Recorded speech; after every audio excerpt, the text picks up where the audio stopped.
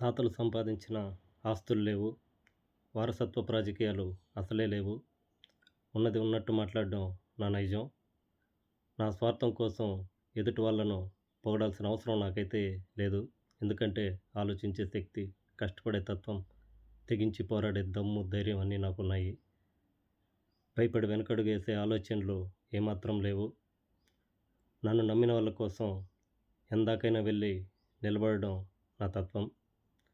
నేనింతే. నా ఆలోచనలు కూడా ఇంతే. ఇప్పటి పరిస్థితుల్లో వస్తువుకు గ్యారంటీ ఉంది.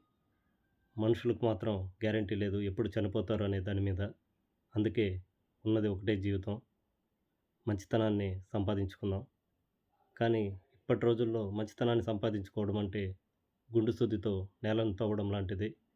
చెడును సంపాదించుకోవడం అంటే ఊదిన బెలూన్ను గుండు సూదితో గుచ్చి పగలగొట్టడం లాంటిది. ఇది చాలా సులభమైనటువంటి పని. కత్తెర ఉన్నదాన్ని రెండుగా చీలుస్తుంది.